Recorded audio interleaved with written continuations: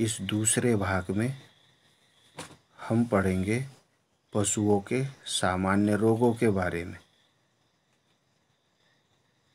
तो पशुओं के सामान्य रोग में अगले भाग में चलते हैं, दूसरे नंबर भाग में। पहला सही विकल्प ब्लैक क्वार्टर को कहते हैं। ब्लैक क्वार्टर को क्या कहते हैं? लंगड़ी,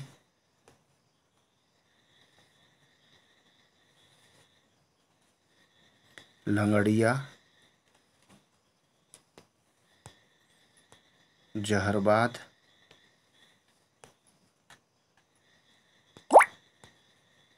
सभी। लंगड़ी, लंगड़िया, जहरबाद सभी। गिल्टी रोग में कितने समय में पशु की मृत्यु हो जाती है? तो गिल्टी रोग में 6 घंटे में पशु की मृत्यु हो जाती है। 6 घंटे विकल्प सही आएगा। विषाणुओं से फैलने वाला रोग निम्न में से कौन सा है? तो विषाणुओं से फैलने वाला रोग लंगड़ी रोग।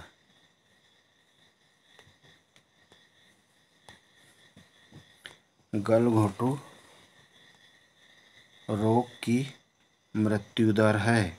गलघोटू रोग की मृत्यु दर है 95%। एंथ्रेक्स, जिसको विष ज्वर भी कहते हैं, रोग का कारण है जीवाणु।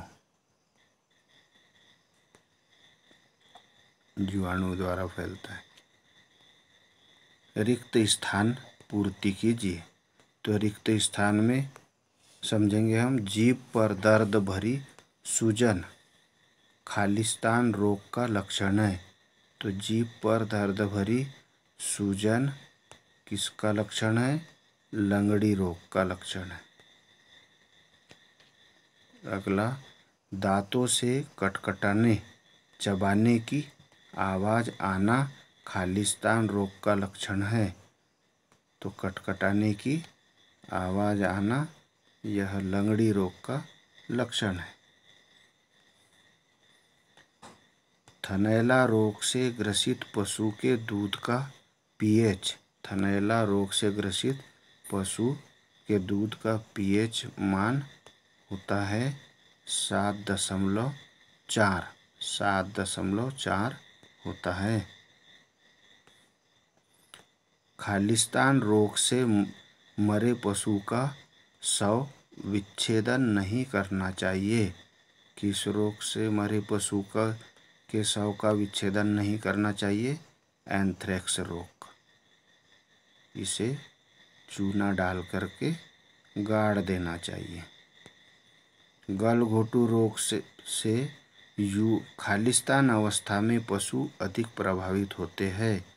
तो गलघोटू रोग से युवा अवस्था में, खालिस्तान भरनाए में युवा अवस्था में अधिक प्रभावित होते हैं। विष ज्वर का उद्भव काल खालिस्तान घंटे होता है। तो विष ज्वर का उद्भव 12 से 24 घंटे होता है। 12 से 24 घंटे होता है। अगला प्रश्न, खालिस्तान रोग को एचएस के नाम से भी जाना जाता है। आगे सही विकल्प में भी आया था। एचएस रोग को ही हम गलघोटू रोग कहते हैं। विष ज्वर का रोग जनक खालिस्तान है। तो विष रोग जनक,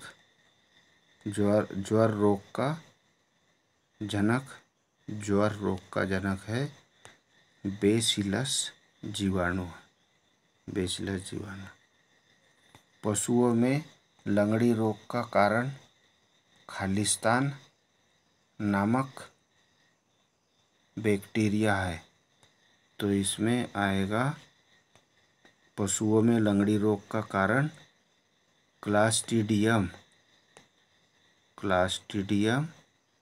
सोवियाई। क्लास्ट्रीडियम सोवियाई नामक बैक्टीरियम है। गलघोटू खालिस्तान घातक छूत वाला रोग है। तो गलघोटू खालिस्तान छूत वाला रोग है। कौन से छूत वाला रोग है यह? घातक, बहुत अधिक घातक छूत वाला रोग है। लंगड़ी रोग में सबसे पहले पशु को खालिस्तान आता है। तो लंगड़ी रोग में सबसे पहले बुखार आता है।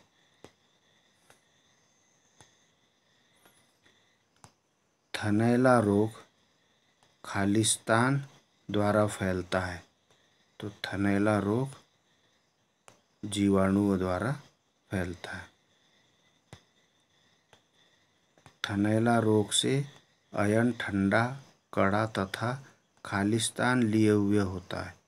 थनैला रोग से अयन नीलापन लिए होता है।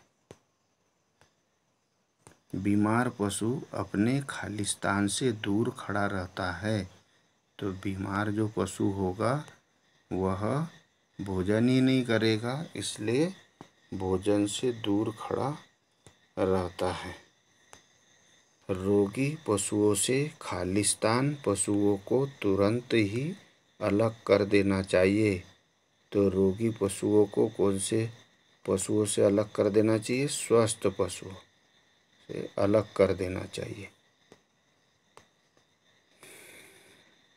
रोग का निदान खालिस्तान हो जाने से पशु का इलाज संभव है। रोग का निदान ज्ञात हो जाने से इलाज संभव है।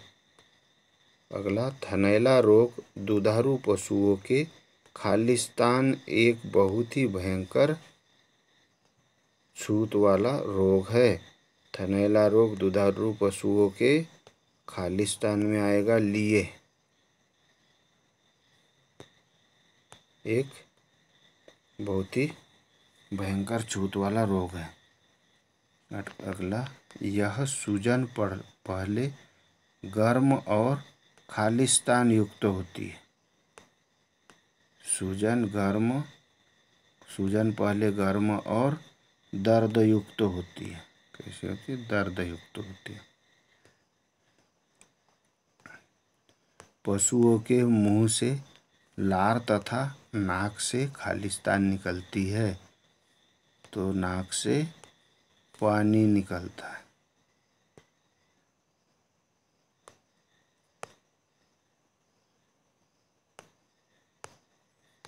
देखिए लंगड़ी रोग से ग्रसित पशु।